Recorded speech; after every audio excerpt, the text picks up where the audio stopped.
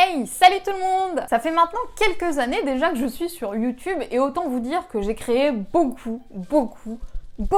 de vidéos. Quand je me suis lancée, j'avais vraiment des connaissances très sommaires. Je pense que comme bon nombre d'entre vous, je connaissais la plateforme en lieu d'abonnés, c'est-à-dire que j'étais abonnée à plein de chaînes et je voyais un petit peu de l'autre côté ce que ça donnait, mais je ne savais pas du tout quels étaient les us et coutumes, n'est-ce pas, de ce milieu et j'ai dû apprendre un petit peu sur le tas. Comme je l'ai dit, j'ai fait énormément de vidéos et du coup j'ai pu constater quelles étaient celles qui fonctionnaient le mieux, celles qui fonctionnaient le moins et je me suis dit que ça allait être très intéressant de discuter avec vous des 5 formats de vidéos, des 5 idées de vidéos qui attirent le plus d'abonnés. A noter que j'ai construit cette vidéo, j'ai construit le script de cette vidéo pour l'instant,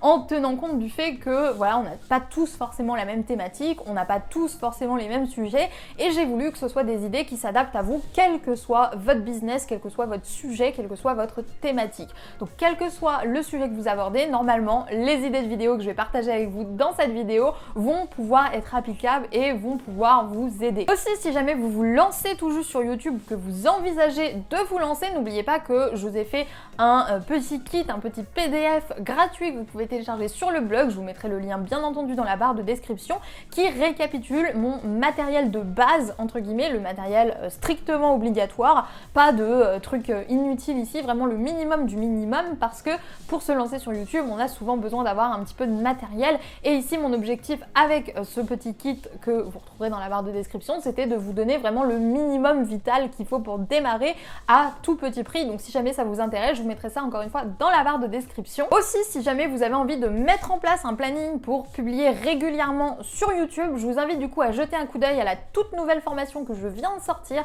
qui s'appelle du coup YouTube Batching, et comme son nom l'indique, je vous explique dans cette formation comment vous organiser pour créer et programmer un maximum de vidéos YouTube sur la plus courte durée que possible. Autant vous dire que c'est vraiment l'un des sujets de prédilection puisque moi je prends beaucoup d'avance sur mes contenus et notamment sur mes vidéos YouTube. D'ailleurs, au moment où je tourne cette vidéo, nous sommes le lundi 25 janvier 2021, donc autant vous dire que j'ai quand même un petit peu d'avance. Du coup, il y a quelques mois de ça, au moment où vous regardez cette vidéo, et on est en plein dedans au moment où je la tourne, j'ai pris quelques jours pour planifier 6 mois de vidéos YouTube, et a priori, si je n'ai pas enlevé ça au montage, c'est que j'ai réussi à tenir mon challenge, et je vous explique du coup tout ça dans la formation YouTube Batching. Donc si jamais ça vous intéresse, c'est disponible depuis ce matin et ça se trouve également dans la barre de description. Maintenant que toute l'intro est faite, on va attaquer avec les fameuses 5 idées de vidéos que j'ai à vous donner pour attirer un maximum d'abonnés sur votre chaîne YouTube.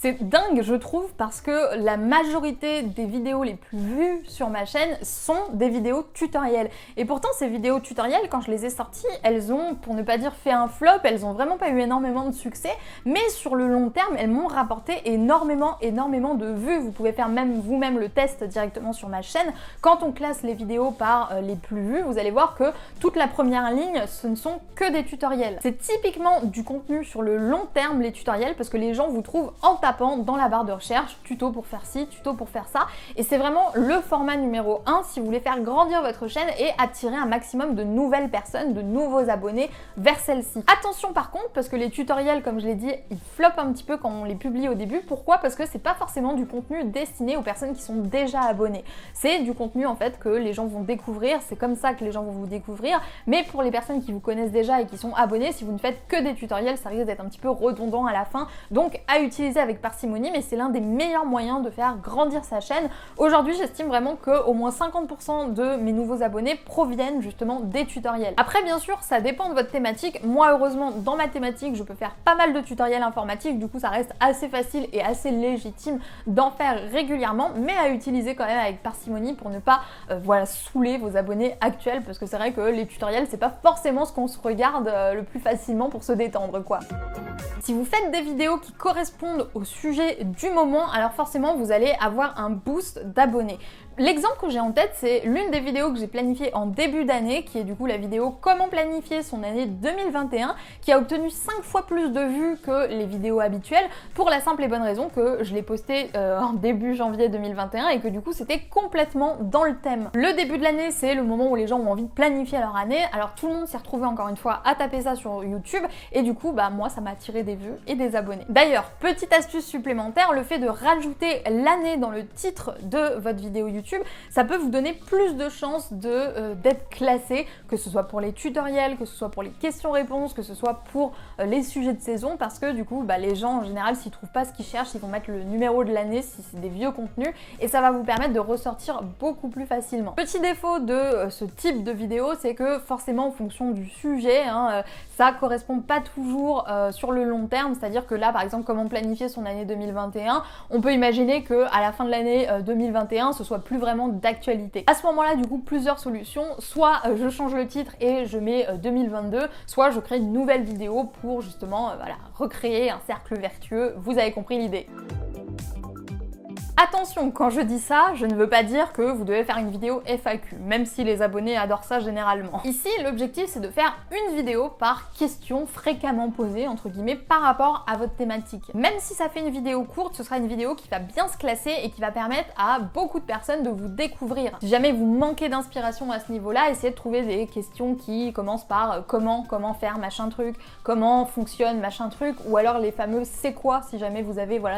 des mots un petit peu complexes. Par exemple, la vidéo c'est quoi le SEO, c'est une vidéo qui s'est très bien classée sur YouTube et qui m'a attiré également pas mal d'abonnés. À nouveau, avec ce genre de technique, on cible en priorité les personnes qui tapent des recherches sur YouTube. Pour moi, c'est le meilleur moyen d'attirer de nouvelles personnes à nous sans dépendre uniquement des recommandations YouTube. Dans le genre de questions justement que vous pouvez essayer de cibler, il y a le fameux quel machin truc choisir, quel ordinateur choisir, quelle console choisir, quel vêtement choisir. Tout est possible vraiment, et d'ailleurs c'est une excellente transition pour mon idée suivante. J'ai fait plusieurs vidéos de ce type, notamment une revue sur l'iPad quand je me le suis procuré après 2 mois d'utilisation. J'ai fait un petit bilan de ce que j'en pensais. J'ai également fait des vidéos un petit peu dans ce mood-là, en fait, où je donne mon avis sur un livre, sur un objet en particulier. Et quelle que soit votre thématique, vous avez forcément votre avis sur quelque chose qui est fréquemment utilisé. Ce genre de revue fonctionne très très bien sur YouTube parce que, à nouveau, les gens se renseignent avant d'acheter des produits. Encore plus, ce sont des produits chers ou des produits un petit peu techniques qu'on n'a pas l'habitude de connaître, etc. On va aller regarder l'avis de quelqu'un, et aujourd'hui on va regarder une revue vidéo de ce qu'on a envie d'acheter, et ça peut vous permettre justement de vous faire découvrir auprès de pas mal de personnes. Attention, si vous adoptez cette technique, à bien choisir par contre les revues que vous allez faire. Il faut que ça ait quand même un point de rattachement, une logique par rapport à votre thématique, et que vous mettiez encore une fois à la place de votre client cible idéal et que vous vous demandiez ok, qu'est-ce qui pourrait l'intéresser comme revue, comme opinion sur un objet, une série, un livre, peu importe, un logiciel, voilà. En tout cas, essayez de trouver quelque chose que vous avez et sur lequel vous pouvez donner une opinion, même très personnelle, parce que ça peut intéresser les personnes qui ont envie de se procurer l'objet ou le truc en question. Je pense que je vais surprendre personne si je vous dis que pour ce point-là, ce qui fonctionne le mieux, c'est le pèse, l'argent, le bifton, le pognon, la thune, the money. Il y a une vidéo en particulier à laquelle je pense pour ça, c'est la vidéo où je vous partage mes revenus YouTube. Elle commence un petit peu à dater, les revenus YouTube se sont un petit peu améliorés depuis, mais même si j'avais pas forcément des revenus incroyables sur YouTube, le voyeurisme attire les vues, on va pas se mentir. Si vous pouvez montrer concrètement vos résultats, que ce soit en termes d'argent ou alors en termes même visuels, c'est-à-dire si vous voulez montrer vos visites, si vous voulez montrer un avant-après, si par exemple vous êtes sur la perte de poids, etc. En tout cas, de montrer les résultats que vous avez obtenus de manière tangible dans une vidéo, ça va forcément attirer la curiosité des gens et ça va forcément attirer de nouvelles personnes vers vous. En plus de ça, si quand vous tournez cette vidéo, vous vous assurez d'être relativement sympathique, il y a de fortes chances que les personnes qui soient arrivées là uniquement par curiosité s'intéressent à votre chaîne et du coup deviennent des abonnés. Voilà pour mes petites astuces, mes petites idées, mes petits conseils. Peut-être que vous êtes un petit peu sur votre faim,